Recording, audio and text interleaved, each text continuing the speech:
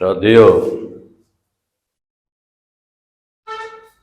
Political समाधान द्वारा भारतवासी पार्टी में आप सभी साथियों का बहुत बहुत धन्यवाद, आभार, साधुवाद।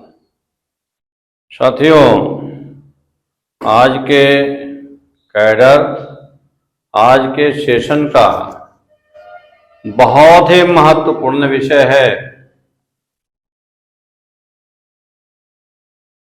इतना महत्वपूर्ण है कि आप इस कैडर को, इस सेशन को, इस एजुकेशन को अगर अपनों तक पहुंचाया, अगर अपनों तक ले गए या स्वयं को अगर आपने इसमें समझने का प्रयास किया, इसको समझने का प्रयास किया, तो बहुत बड़ी क्रांति घटित हो सकती है इस देश में। साथियों, दुनिया में कोई भी नियम हो, कोई भी विधान हो, कोई भी कानून हो, कोई भी सिद्धांत हो, अगर उस कानून, नियम और सिद्धांत के कारण प्रकृति और मनुष्यता के अस्तित्व और अधिकार का कहीं भी अगर नुकसान हो रहा है, अगर उसको ग्रहण लग रहा है, अगर उसके अस्तित्व और अधिकार के लिए कोई चुनौती बन रहा है, या वह नियम उसके लिए खतरा और विनाश का कारण बन रहा है, तो उस नियम को तुरंत बदल दो या समाप्त कर दो। भारत में 90% लोग नियमों को, सिद्धांतों को, विधान को समझने के लिए तैयार नहीं है, क्योंकि ये लोग नियमों, सिद्धांतों को समझ ना सकें, इसलिए काल्पनिक विचारधारा के सिद्धांत पूरे 90% लोगों पे, जो धर्म का सिद्धांत है, जो ईश्वरवाद का सिद्धांत है, वो थोप रखा है, ताकि इस स्थिति से, इस धार्मिक कट्टरवाद से, इस धार्मिक ईश्वरवाद से कोई भी मानव बाहर न निकले। जो शोषित लोग हैं वो बाहर ना निकल सके, क्योंकि जैसे ही बाहर निकले वो उनके सिद्धांतों की व्याख्या करेंगे, वो सिद्धांतों का अवलोकन करेंगे, और जिस दिन ये 90% बहुजन लोग समस्त लोगों के बनाए हुए नियमों और सिद्धांतों का व्याख्या करना शुरू कर देंगे, उसी दिन जो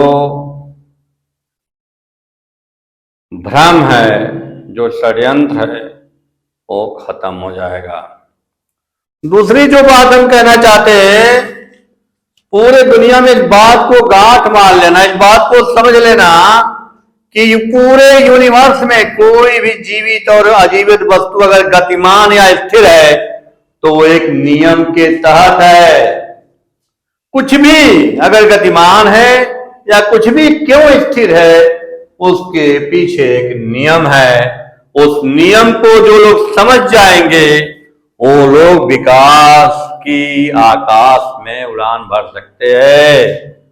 इसलिए साथियों, कुछ भी अगर हो रहा है, कुछ भी घटित हो रहा है, कुछ भी अगर काम हो रहा है, कुछ भी अगर नहीं हो रहा है, तो उसके पीछे कोई न कोई सिद्धांत या कोई न कोई नियम अवश्य काम कर रहा है। अगर कोई जड़ बन गया, कोई गतिमान वस्तु जड़ बन गया, तो उसके पीछे भी कोई न कोई सिद्धांत या नियम या षड्यंत्र काम कर रहा है।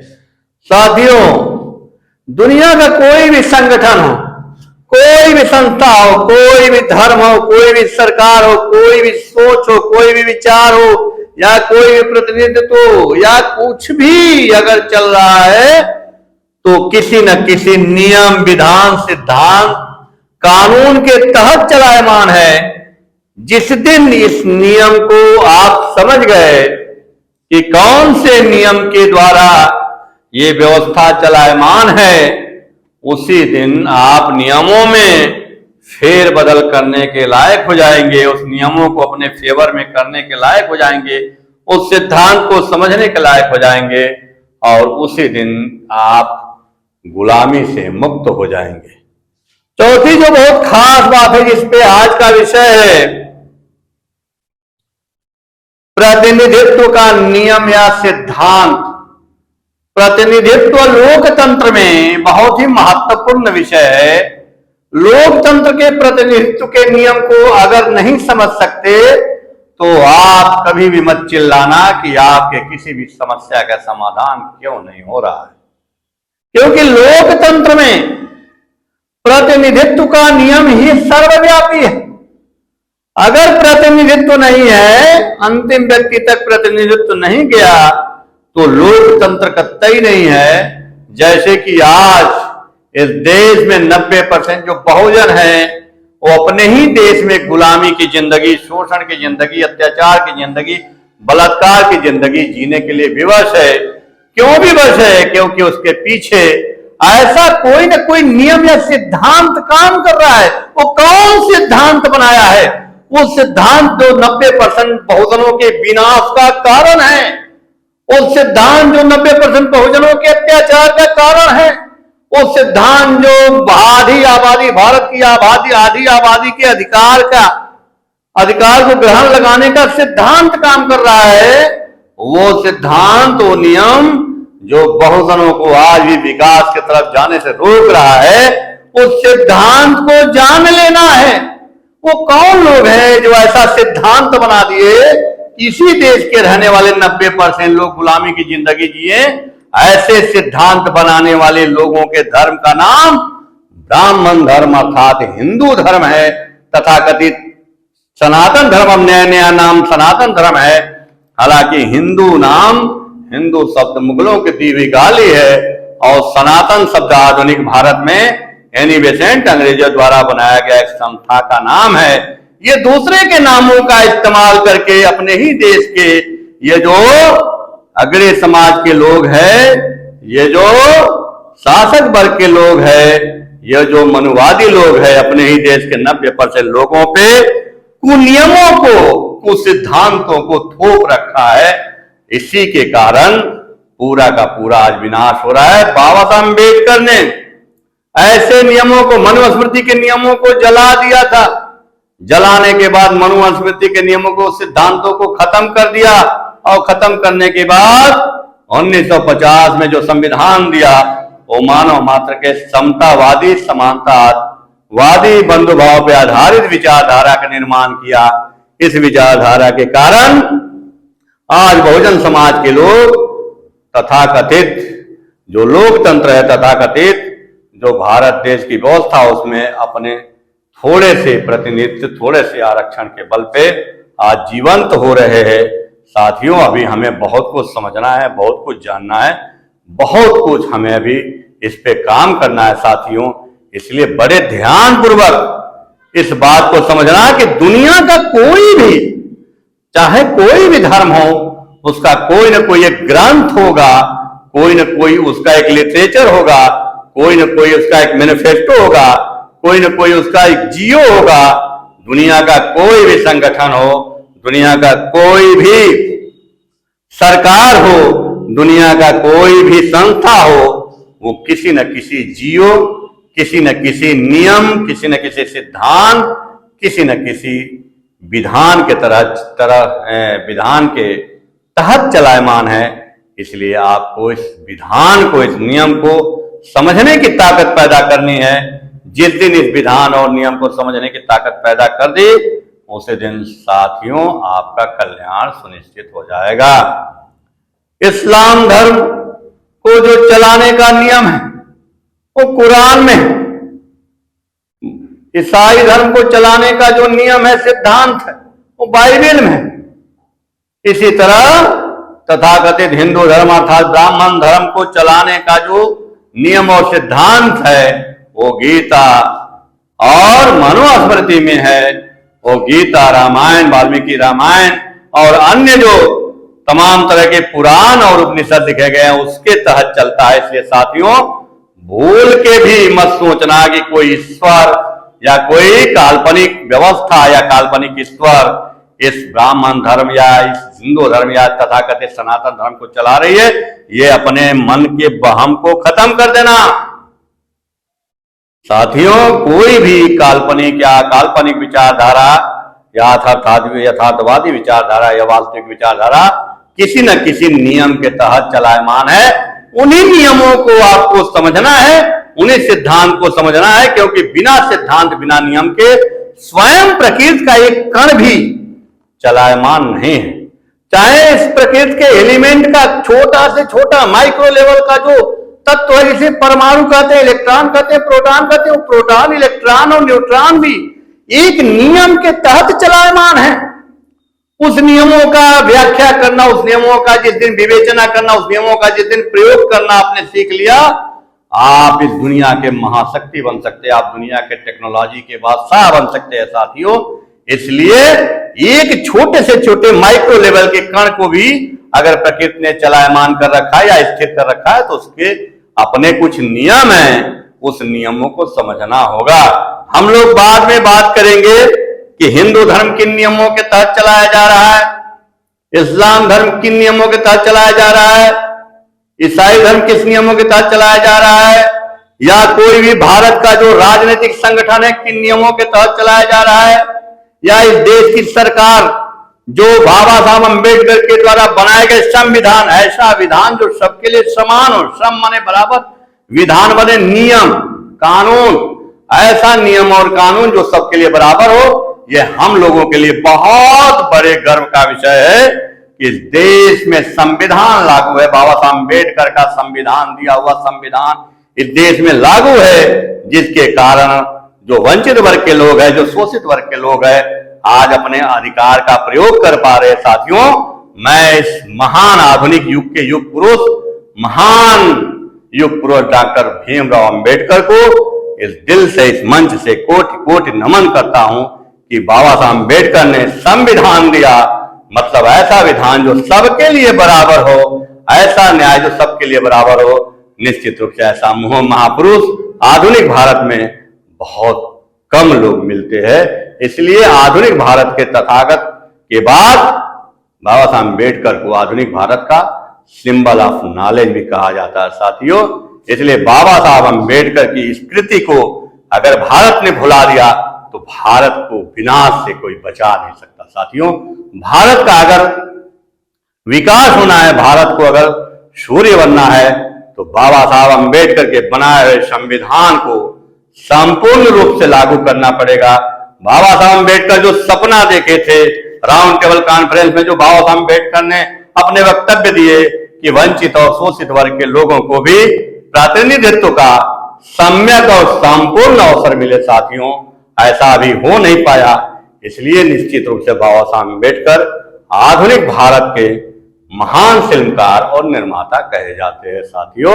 अब हम लोगों का जो विषय है वो विषय प्रतिनिधित्व का, कि प्रतिनिधित्व के नियम कौन कौन से।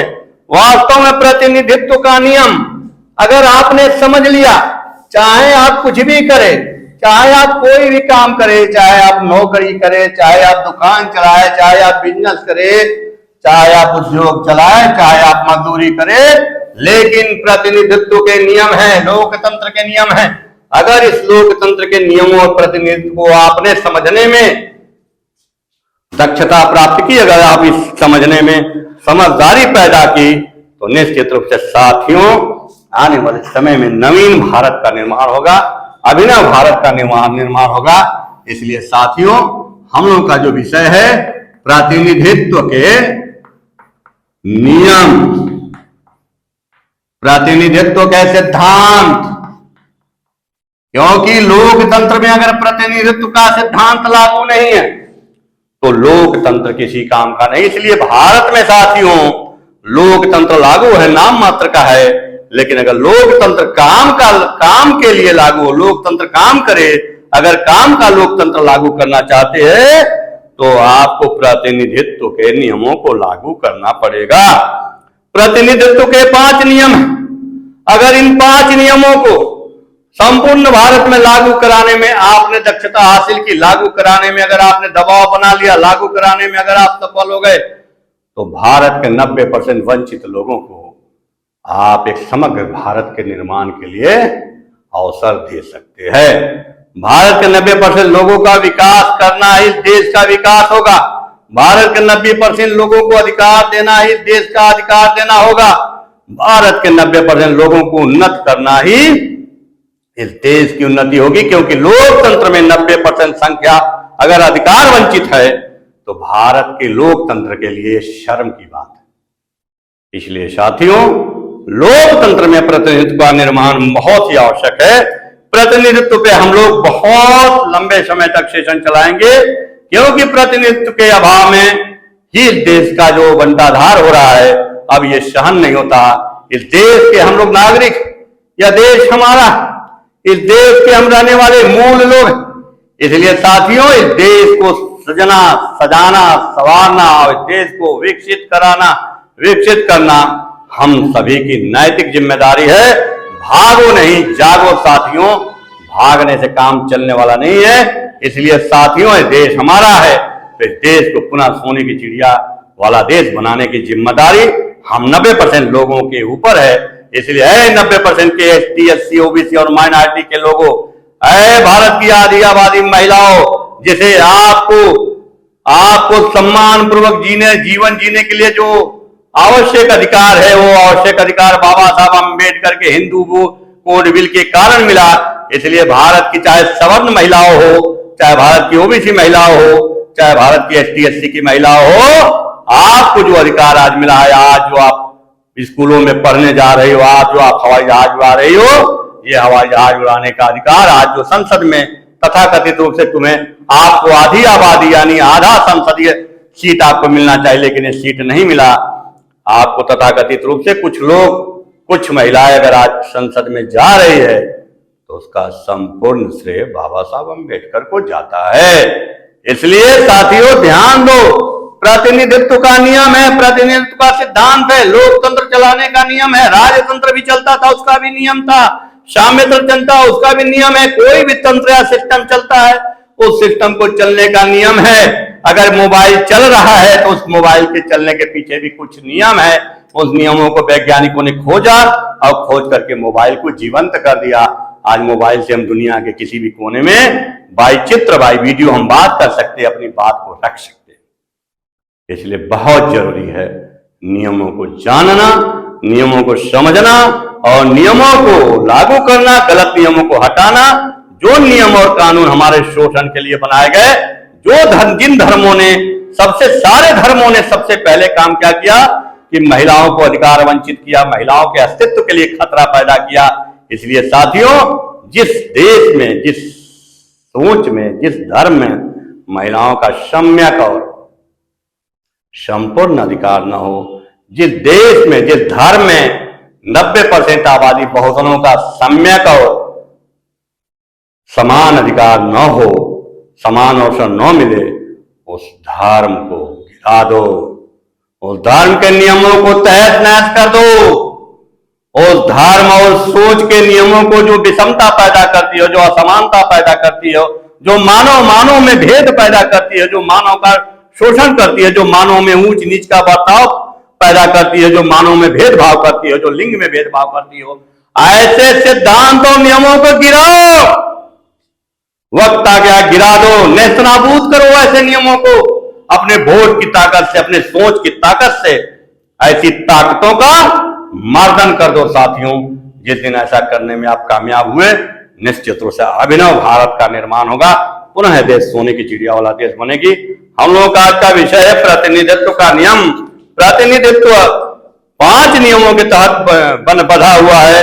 अगर इन 5 नियमों को आपने समझ लिया तो प्रतिनिधित्व को लागू कराने के लिए आप पूरी तरह से संघर्ष करना शुरू कर देंगे, सक्षम हो जाएंगे। और धर्म की काल्पनिक विचारधारा में जो उलझे हुए, जो जिस धर्म ने आपको प्रतिनिधित्व के तरफ जाने से रोक रखा है, वो बांध टूट जाएंगे और पुनः जो प्रतिनिधित्व की नदी है वो लोकतंत्र के समुद्र में जाके समा जाएगी। और जिस दिन प्रतिनिधित्व की नदी का संगम समुद्र के लोकतंत्र में हुआ, निश्चित रूप से बहुत सर्वव्यापी मानव के सोच का निर्माण होगा, बहुत बड़ा मानववाद फिर से फलीभूत होगा और ये जीवन धन्य हो जाएगा। मानव भी अपने पैदा होने पे गर्व करेगा। अभी इस देश में आधी आबादी और बहुजन के लोग जो 90% आबादी है इस देश में पैदा होने पर शर्म महसूस करते हैं। ये क्यों महसूस करते हैं? क्योंकि धर्म ने उन्हें अपमानजनक स्थिति में ला के खड़ा कर दिया, उन्हें नीचे ला के खड़ा कर दिया, इसलिए वो लोग गर्व महसूस नहीं करते। प्रतिनिधित्व का जो पहला नियम है, जिस भी वर्ग समूह समाज का प्रतिनिधित्व होना है वह जरूरी है कि लोकतंत्र के चारों पिलरों में उस समाज के बीच का एवं विचार का व्यक्ति संख्या के आधार पर प्रतिनिधित्व बने। और खास बात कि जिस भी वर्ग, चाहे वो एससी हो, एसटी, ओबीसी हो, एससी, एसटी, ओबीसी, माइनॉरिटी और महिलाएं, इनका भारत के लोकतंत्र के चारों पिलरों में, लोकतंत्र के 4 पिलर कौन कौन से हैं? विधायिका, कार्यपालिका, न्यायपालिका और मीडिया। इनमें, इन चारों पिलरों में SC, ST, OBC, SC 15%, ST 7.5%, OBC 52%, minority 15% और महिलाएं 50% आबादी है इनकी। इसमें भी ओबीसी, इस महिलाओं में ओबीसी है, एससी है, एसटी है और माइनॉरिटी है।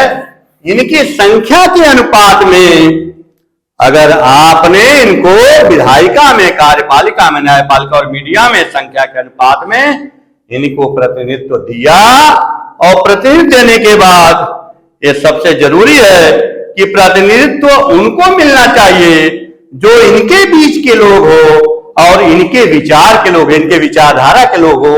अगर ऐसे लोग इन लोकतंत्र के चारों पिलरों में पहुंचे तो भारत में क्रांति हो सकती है।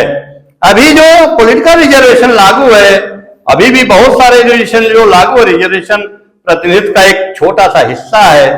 उन प्रतिनिधित्व के कारण जो 22.5% विधायिका में एससी, एसटी के लोग पहुंच रहे, वो निश्चित रूप से एसटी, एससी के बीच के लोग हो सकते हैं, परंतु वो विचार के लोग नहीं है। एससी, एसटी की जो विचारधारा है, जिस विचारधारा के कारण उनके अधिकार का परिमार्जन होगा, जिस विचारधारा के कारण उनके अधिकार को उनके साथ अवसर मिलेगा, ऐसी विचारधारा का, जो समतावादी विचारधारा है, जो छुआछूत को मिटाने वाली विचारधारा है, जो समुन्नत बनाने वाली विचारधारा है, ऐसी विचारधारा के जो एसटी, एससी के जो लोग आज पहुंच रहे हैं, वो पार्टियों के एक तरीके से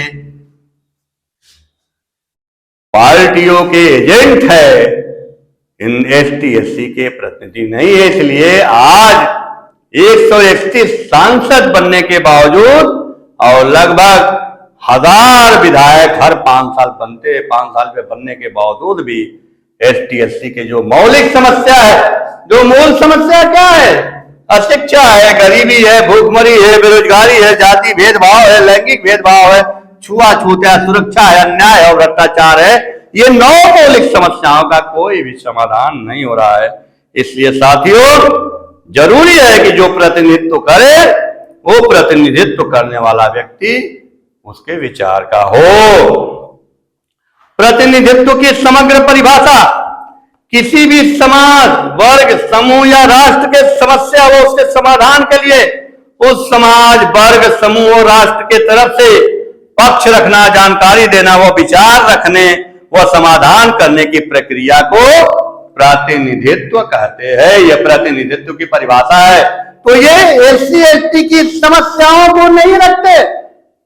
बाबा साहब अम्बेडकर के कारण ये पॉलिटिकल रिजर्वेशन लागू हुआ, लेकिन एसटी, एससी के जो 1000 विधायक प्रत्येक 5 साल पे रिजर्वेशन कोटे से चुन के जाते हैं, जो प्रत्येक 5 साल पे 131 सांसद चुन के जाते हैं, ये लोग एसटी के किसी भी मौलिक समस्या का समाधान के लिए न तो संसद में विचार रखते हैं, न तो संसद में इनके समस्या रखते हैं, न तो संसद में इसके समस्या का कैसे समाधान हो ऐसा पक्ष रखते हैं। ऐसा न करने के कारण हम लोग कह सकते हैं कि ये जो लोग गए, कोटे से गए, ये धोखेबाजी कर रहे हैं समाज के साथ, ये समाज को धोखा दे रहे हैं। इसलिए साथियों, ऐसे लोगों से हम प्रतिनिधित्व की उम्मीद नहीं कर सकते साथियों। इसलिए इस बात को समझना कि प्रतिनिधित्व का नियम है कि किसी भी वर्ग, समूह या समाज का प्रतिनिधित्व होना है, यह जरूरी है कि लोकतंत्र के चारों पिलरों में उस समाज के बीच का एवं विचार का व्यक्ति संख्या के आधार पर प्रतिनिधि होना चाहिए। ये बहुत जरूरी है साथियों। दूसरा जो नियम है प्रतिनिधित्व का जो दूसरा नियम है, मेजर नियम है, इसको हम लोग आगे इसको बहुत डिटेल में आपके सामने लाएंगे, इसको व्याख्यायित करके करेंगे आपके सामने। दूसरा जो नियम है, स्टेट राज्य सरकार के सभी कर्मचारियों, सभी प्रतिनिधियों, सभी अधिकारियों अर्थात सैलरी तनख्वाह पाने या लेने वाले व्यक्ति, पदाधिकारियों के कार्य एवं कर्तव्य अधिकार जनता के प्रति जवाबदेह होना चाहिए और रिस्पॉन्सिबल होना चाहिए। दो चीजें कि कोई भी सरकार का कोई भी सैलरी बेस्ड प्रतिनिधि हो, सैलरी बेस्ड अधिकारी हो, कर्मचारी हो, पदाधिकारी हो, कोई भी हो, वो जनता के प्रति क्या होना चाहिए? अकाउंटेबल होना चाहिए। अकाउंटेबल मतलब जवाबदेह होना चाहिए। और दूसरा, जनता के प्रति रिस्पॉन्सिबल होना चाहिए, यानी जिम्मेदार होना चाहिए। जिम्मेदारी दी जानी चाहिए। अगर पुलिस तंत्र है तो पुलिस तंत्र पे जनता के जान और माल के सुरक्षा की अकाउंटेबिलिटी होनी चाहिए, जिम्मेदारी होनी चाहिए, जवाबदेही होनी चाहिए कि कोई भी व्यक्ति कैसे बलात्कार हो गया, किसी भी व्यक्ति का, किसी भी महिला का कैसे बलात्कार हो गया, किसी भी व्यक्ति की कैसे हत्या हो गई। अगर ये अकाउंटेबिलिटी और रिस्पॉन्सिबिलिटी का नियम बना दिया, बहुत जल्द ये नियम आपके सामने हम लोग लाने वाले साथियों। बहुत ध्यान से इस चैनल को देखना साथियों, बहुत ध्यान से, क्योंकि इस चैनल का उद्देश्य भारत के 100% जनता को जागरूक करना है। भारत के 100% जनता को ऐसी बातों के बारे में, वैज्ञानिक दृष्टिकोण के बारे में, ऐसी नियमों के बारे में, ऐसी सिद्धांतों के बारे में, ऐसे षड्यंत्रों का पर्दाफाश करने के बारे में काम करना है, ताकि भारत की जनता समग्र रूप से समझ सके और समग्र रूप से खड़ी हो सके। और जिस दिन ये जनता नियमों को पहचानने लगेगी, जिस दिन जनता विधानों को समझने लगेगी, उस दिन साथियों भारत का कल्याण होगा। उस दिन साथियों भारत में वैचारिक क्रांति घटित होगी। उस दिन साथियों भारत में आने वाला समय भारत का होगा। आने वाला समय हमारे लिए और हमारे 90% बहुजन साथी जो अधिकार वंचित है, जो महिला अधिकार वंचित है, जो माइनॉरिटी के लोग अधिकार वंचित है, जो ST/SC के लोग अधिकार वंचित है, जो OBC के लोग अधिकार वंचित है, ये इनका अधिकार उनको वापस मिलेगा। और जिस दिन उनको अधिकार मिला साथियों, पुनः एक नवीन भारत का निर्माण होगा। बहुत सारे लोग लगे हुए हैं कि बाबा साहब अम्बेडकर के कॉन्स्टिट्यूशन को, जो समता, समानता, बंधुभाव, न्याय पे आधारित व्यवस्था है, उस आधारित व्यवस्था को समाप्त करके तथाकथित जो मुगलों की दी हुई गाली है हिंदू धर्म, उस हिंदू धर्म को जो वर्ण व्यवस्था के तहत चलायमान है, जिसमें वर्ण व्यवस्था का नियम है, जिसमें जाति व्यवस्था का नियम है, ऐसे नियमों को, जो विषमता पे आधारित नियम बनाए गए हैं, जो ऊंच नीच पे आधारित नियम बनाए गए हैं, जो मानव मात्र को नीच बनाने वाले नियम बनाए गए हैं, जो 90% लोगों को अधिकार वंचित करने का नियम बनाया गया है, ऐसे तथाकथित जो हिंदू धर्म है, ऐसे धर्म का परित्याग कर दो। बहिष्कार कर दो साथियों, नहीं तो आने वाला समय तुम्हारी नस्लों के लिए तबाह कर देगा। आने वाला समय तुम्हारे बच्चों को, तुम्हारे बेटियों को बर्बाद कर देगा। 1000 साल की गुलामी अभी तक खत्म नहीं हुई। इसलिए साथियों, मिल करके एका के साथ काम करो। 90% के बहुजन साथियों, जिस दिन ऐसा करने में आप कामयाब हुए, उसे नवीन भारत का निर्माण होगा।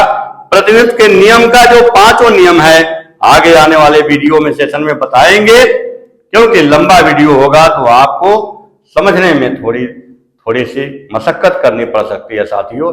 इसीलिए हम चाहते हैं कि एक एक विषय पे व्याख्यान करें, एक एक नियम का व्याख्यान करें। आने वाले समय में संविधान के सारे आर्टिकल का व्याख्यान आपके सामने दिया जाएगा। उसका एक एक नियमों का व्याख्यान होगा।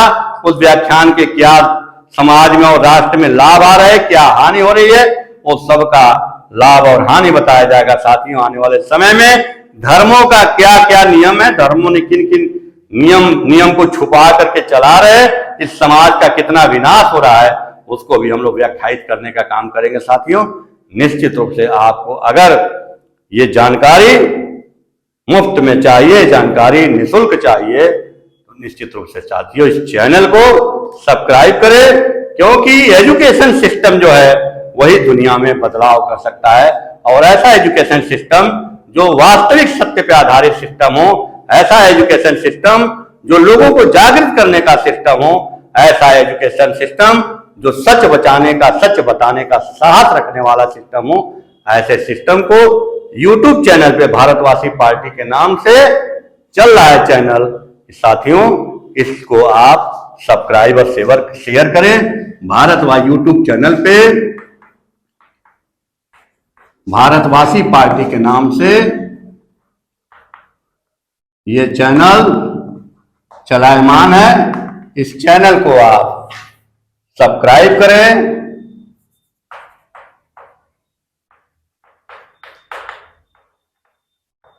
और शेयर करें। इसलिए साथियों, इसके बाद वाले वीडियो में प्रतिनिधित्व के 5 नियमों पे हम लोग चर्चा करेंगे, और वो जानकारी जो महत्वपूर्ण जानकारी है, जो वास्तविक जानकारी है, आप तक पहुंचाने का काम करेंगे। आप लोगों ने हमारी बात को ध्यानपूर्वक सुनी, इसके लिए बहुत बहुत आभार, धन्यवाद। जय भारत, जय भारतवासी, जय भीम।